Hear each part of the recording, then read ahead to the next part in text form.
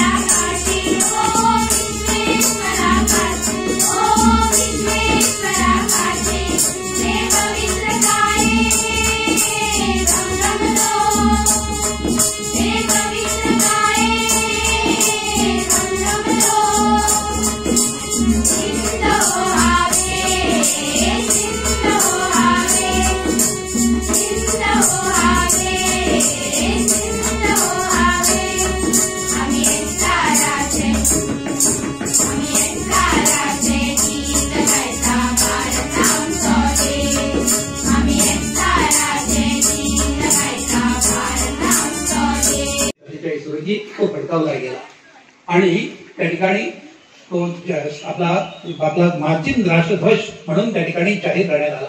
त्याच्या अगोदर 22 जुलै रोजी जाहीर केलं होतं की आम्हाला आमचा झेंडा आहे म्हणून, पण खरी मान्यता मिळाली ती आजच्या दिवशी मिळालेली आहे। सुंदर असं आपण त्या ठिकाणी मला विजयी विश्व तिरंगा प्यारा झेंडा उंचा रहे हमारा संगीत सादर केलं। तिरंगा हा जो झेंडा आहे, जो आमचा राष्ट्रध्वज आहे, 3 गोष्टींचा आम्हाला नेहमीच आदर ठेवला पाहिजे। राष्ट्रध्वज, राष्ट्रगीत आणि राष्ट्रभाषा आमच्या अस्मितेची ती तिन्ही चिन्ह आहेत आणि म्हणून त्या तिघाचाही आदर झाला पाहिजे। राष्ट्रध्वज ज्याला आपण तिरंगा म्हणतो, हा तिरंगा जो तो कसा असावा, आपला त्याची लांबी रुंदी कशी असावी किंवा त्याचा रंग कसा असावा याच्याबद्दल भरपूर त्या ठिकाणी संशोधन झालं आणि त्यावेळचे प्रसिद्ध असे रचनाकार पिंगली व्यंकय्या यांनी तयार केलेला जो होता, भरपूर विचार करून तयार केलेला असा तो तिरंगा झेंडा, त्याला मान्यता मिळाली आणि पहिल्यांदा 15 ऑगस्ट 1947 रोजी तो फडकावला गेला आणि त्या ठिकाणी तो आपला मार्चिन राष्ट्रध्वज म्हणून त्या ठिकाणी जाहीर करण्यात आला। जो आम्हाला त्यागाचं आम्हाला सांगतोय की त्याग केल्याशिवाय स्वातंत्र्य मिळणार नाही। जर स्वातंत्र्य पाहिजे असेल, स्वराज्य पाहिजे असेल किंवा सुराज्य करायचं असेल, मग अशी म्हटलंय, आता आम्ही काय म्हणतोय, स्वराज्याचं त्या ठिकाणी आपण स्वैरराज्य करतोय, ते स्वैरराज्य न होता ते सुराज्य झालं पाहिजे। जर सुराज्य झालं पाहिजे, जसं स्वराज्यासाठी आम्ही त्याग केलाय तसं आम्हाला या ठिकाणी या सुराज्यासाठी सुद्धा त्याग करायचा आहे। पूर्वीचा वेगळा होता, आमचा आता हा वेगळा असणार आहे। त्यावेळी तन मन धन प्राण सर्व काही द्यायची तयारी पाहिजे होती। आज आम्हाला सुद्धा इतर गोष्टीमध्ये, प्रत्येक गोष्टीमध्ये आम्हाला लक्ष देऊन त्या ठिकाणी वाटचाल करावी लागणार आहे आणि म्हणून या ठिकाणी जो आम्हाला मिळालाय विजय तो त्यागाचं प्रतीक आहे. फार मोठा त्याग त्याच्या. भारत माता की जय. तख्तावर गेले, गळ्यामध्ये फास लटकाला तैसा तिघांचे त्या ठिकाणी भारत माता की जय वंदे मातरम जयघोष चालू होता. तो फास गळ्याचा घट्ट होईपर्यंत तिघांनी ते थांबवलेलं नाही. अशी त्यावेळी ज्यांनी त्या ठिकाणी देशभक्ती दाखवलेली आहे. तुमच्यासारखी लहान मुलं सुद्धा जी होती त्याच्यामध्ये सहभागी झालेली होती. महात्मा गांधीजींनी जे त्या ठिकाणी आंदोलन सुरू केलं होतं त्याच्यामध्ये तुमच्या हातात एक लहान मुलगा 14 वर्षांचा, त्याचं नाव होतं चंद्रशेखर, तोही गेलेला होता.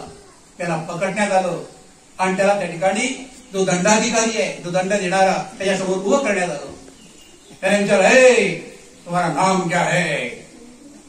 त्याचं नाव होतं वास्तविक चंद्रशेखर. त्याने छाती पुढे सांगितलं, मेरा नाम है आझाद.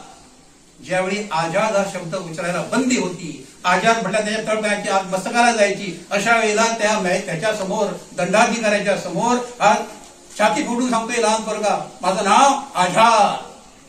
तुम्हारी माँ का नाम क्या है? सांगितलं, मेरी माँ का नाम है स्वाधीनता.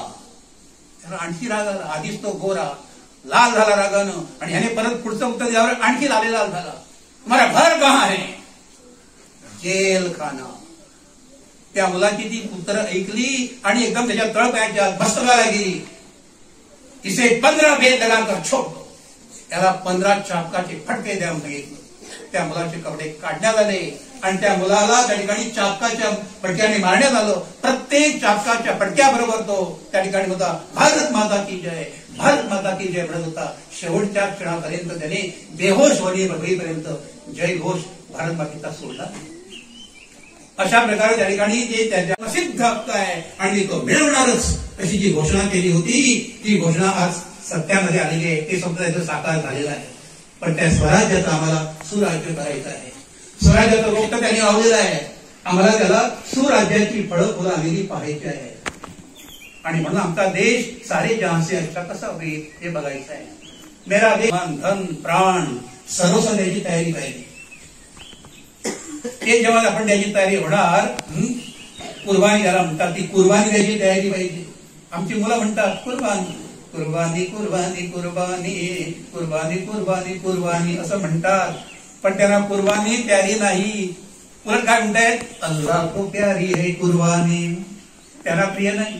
जर मला पाहिजे असेल सुराज्य तर ही कुर्बानी करण्यासाठी तयारी असली पाहिजे. आणि म्हणून त्यासाठी आपण सर्वांनी प्रत्येकानं विचार केला पाहिजे, माझा भारत देश हा सारी जहां से अच्छा कसा होईल, काय केल्यामुळे त्या ठिकाणी होईल, कोणकोणत्या अडचणी आहेत आपल्या देशासमोर, हे सगळं बघायचं आहे. आणि त्याप्रमाणे त्याचा विचार करून मी माझ्या देशासाठी काय केलं म्हटल्याप्रमाणे प्रत्येकानं विचार करायचा, मी माझ्या देशासाठी काय करतोय, मी काय केलं पाहिजे. Very happy Independence Day. My name is Neeraj and today is 15th August. Independence Day is our national festival. Today we are celebrating 78th Independence Day. But to path to independence required many sacrifices of freedom fighters. We got freedom from British on 15th August 1947.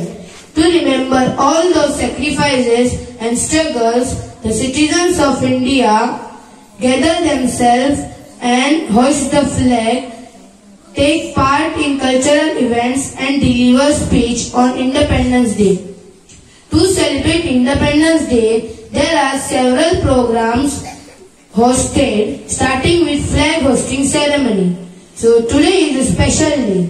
Let's take a pledge and promise ourselves that we always protect our country by maintaining brotherhood, helping everyone and educating ourselves. At last, I again wish you all a very happy Independence Day and hope we together build a wonderful nation. Jai Hind, Jai Bharat.